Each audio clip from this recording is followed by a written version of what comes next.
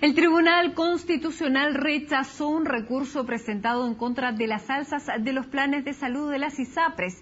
El fallo establece que los reajustes se encuentran dentro de la ley vigente. Para analizar este caso estamos con el abogado del ISAPRE Club Blanca, Germán Concha. Abogado, muy buenas noches, muchas gracias por acompañarnos. Bueno, fue noticia, lo hablábamos porque tradicionalmente todo lo que hace, sobre todo la judicialización de estos casos, cuando la gente le llega la carta con la notificación del aumento, el 10%, que es bastante, va a la Corte de Apelaciones y en general la Corte de Apelaciones acoge todas las solicitudes. Sin embargo, en este caso, la señora a la que recurrió el Tribunal Constitucional, se le pasó el plazo, recurrió, tuvo que dar otro argumento y ese fue el que la Corte rechazó, ¿no es así?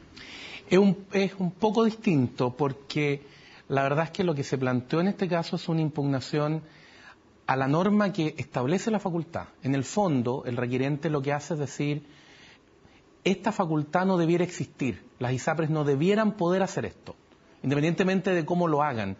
Las sentencias a las que usted se refiere de las Cortes no discuten que las ISAPRES tienen el derecho a modificar los precios de los planes de salud una vez al año.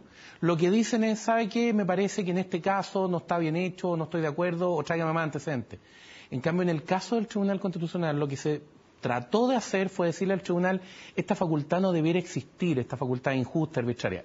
Y lo importante es que la sentencia dice, la facultad no tiene nada de malo, la facultad no es inconstitucional, no es arbitraria, no es injusta. Al contrario, la facultad es un compensador natural a un contrato que es de plazo indefinido. Pero, abogado, ¿no resulta un poco paradójico que si yo hubiera llegado a los 30 días a la Corte de Apelaciones, me hubieran acogido mi solicitud y si se me pasó, llegué a la Corte, al Tribunal Constitucional y se rechaza? Lo que pasa es que plantearon cosas distintas, son discusiones distintas. Cosas distintas, pero finalmente para el resultado para la persona es absolutamente, podría haber sido contrario. Lo que pasa es que tampoco habría producido ese efecto, porque si el recurso se hubiera acogido, el tribunal no habría ordenado cambiar la situación del contrato. Porque además hay un tema importante que no está en ese argumento. Esta discusión que se hace ante el Tribunal Constitucional se hace, como le decía yo, respecto de las normas. Para que esa discusión se pueda hacer tiene que haber un caso base. Ese caso base está ante la superintendencia. Por lo tanto, esta persona no está en una situación de indefensión absoluta, no, está litigando por uno de los caminos previstos. Uno son los recursos de protección a los que usted alude, otros son el camino a la superintendencia.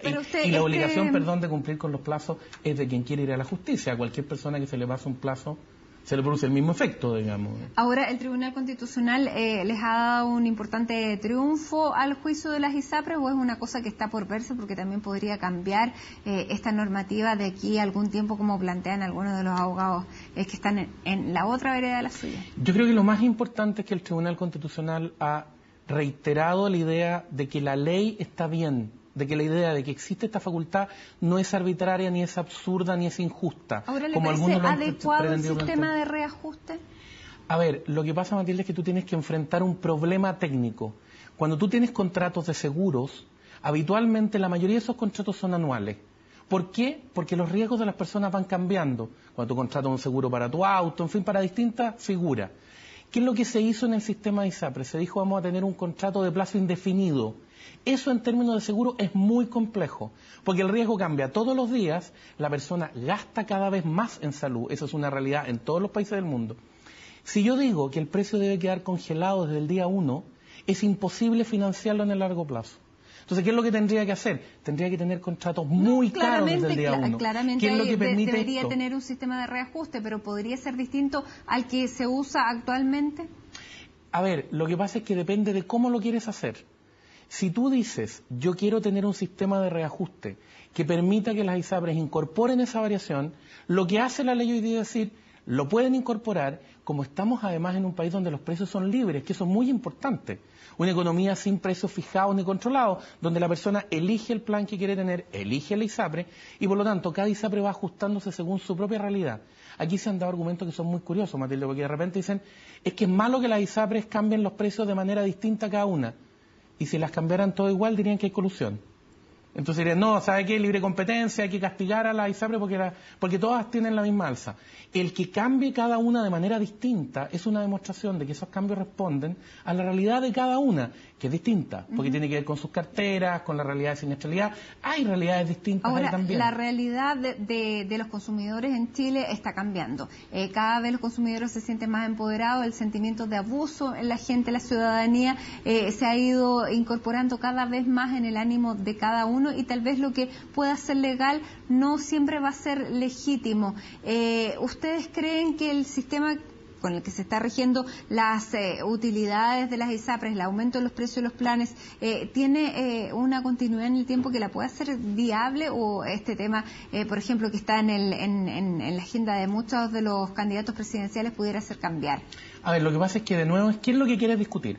Porque cuando se discute el tema de las utilidades, lo que se hace es tomar la cifra total de utilidad y decir, miren que grande la cifra, digamos. Pero lo que no se dice es que esa cifra representa entre un 4 o un 5% de los ingresos de la ISAPRE. Una actividad económica que te da un 4 o un 5% de los ingresos como utilidad, que tiene alrededor de un 84 o un 85% en gasto en prestaciones a los usuarios, no es una tremenda actividad que esté rindiendo una cantidad extraordinaria. Porque además, si tú empiezas a decir, no, es que debieran ser menores las utilidades, ¿cuánto menores? ¿Cuál es el número mágico, digamos? 5%, insisto, es un número bastante bajo comparado con una serie de otras actividades económicas. Y el riesgo que tiene es que una serie de avances a los que estos mismos consumidores a los que tú te referías se han ido acostumbrando, por ejemplo, a tener acceso a todas las clínicas privadas en distintos convenios, requieren capital utilizado en eso. Si no hay utilidad, aquí yo creo que hay un tema muy importante y que hay que tener presente. En Chile no se ha presentado un solo recurso para irse de un ISAPRE. Esto es muy raro, porque todo el mundo habla de las ISAPRES como si fueran lo peor. Qué terrible las ISAPRES, qué atroz las ISAPRES. Sí, pero todos estamos en ISAPRE. El costo, claro. Entonces, esto es muy raro porque critico un sistema del cual no me quiero ir. Tan malo no puede ser si no me quiero ir. Pero tiene un costo alto. Es que bueno. Muy bien, abogado. Muchísimas gracias por acompañarnos y explicarnos el fallo de hoy. Muy buenas noches. Buenas noches. Nosotros hacemos una pausa aquí en CNN Prime. Ya regresamos con otras noticias. No se vayan.